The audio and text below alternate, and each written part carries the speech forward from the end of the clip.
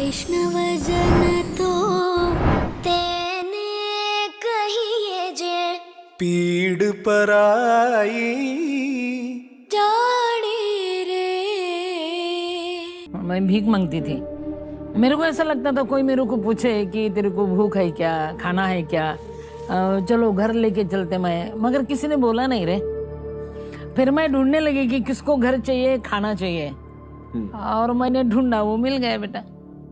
सिंधुताई सबकाल एक भारतीय समाज सुधारक हैं, जिन्हें अनाथ बच्चों की मां के रूप में जाना जाता है। वो विशेष रूप से भारत में अनाथ बच्चों को पालने और उनके भरण पोषण का काम करती हैं।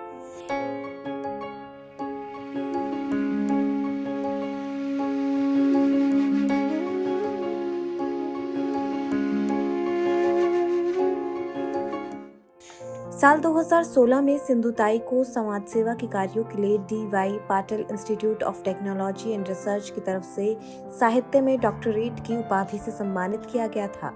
पद्मश्री से सम्मानित सिंधुताई सबकाल का 73 वर्ष की उम्र में पुणे में 4 जनवरी 2022 को दिल का दौरा पड़ने से निधन हो गया। ये भी कुछ कम नहीं तेरा दर छूटने के बाद, ये भी कुछ कम नहीं तेरा दर छूटने के बाद, हम अपने पास आए दिल टूटने के बाद। भारतीय महिला के लिए जीवन कभी आसान नहीं रहा।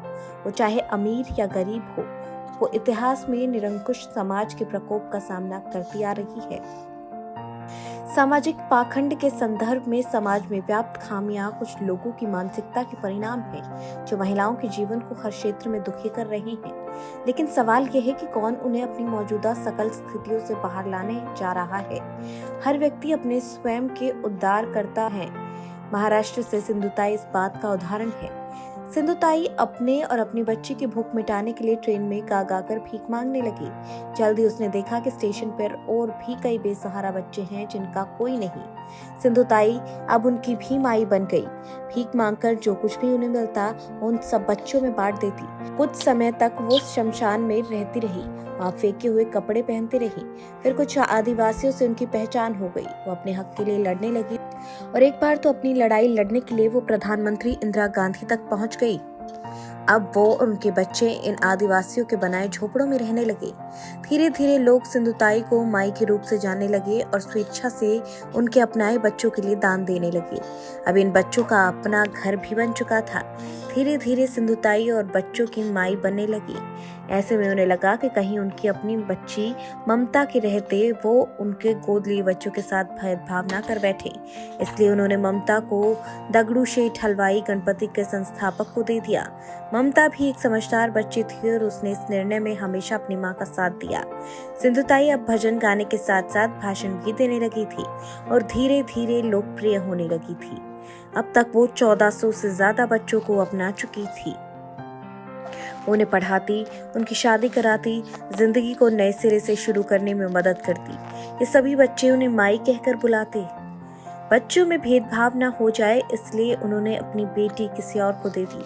आज उनकी बेटी बड़ी हो चुकी है, वो भी एक अनाथालय चलाती है। कुछ वक्त बाद उनका पति उनके पास लौट आया।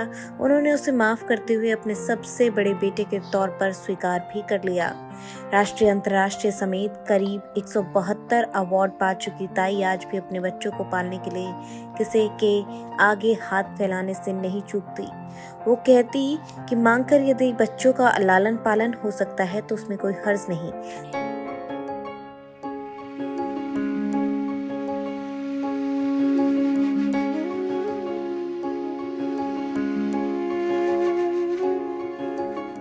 सभी बच्चों को वो अपना बेटा या बेटी मानती थी। उनके लिए किसी में कोई भेद नहीं। रेलवे स्टेशन पर मिला वो पहला बच्चा आज उनका सबसे बड़ा बेटा और 5 आश्रमों का प्रबंधन अपने कंधों पर लिए हुए है। अपनी 272 बेटियों का वो धूमधाम से विवाह कर चुकी और परिवार में 36 बहुएं भी आ चुकी हैं। वैष्णव जन तो तेने कहिए जे पीड़ पराई जाने रे। मैं भीख मांगती थी। मेरे को ऐसा लगता था कोई मेरे को पूछे कि तेरे को भूख है क्या, खाना है क्या, चलो घर लेके चलते मैं, मगर किसी ने बोला नहीं रे। फिर मैं ढूंढने लगी कि किसको घर चाहिए, खाना चाहिए, और मैंने ढूंढा, वो मिल गया बेटा।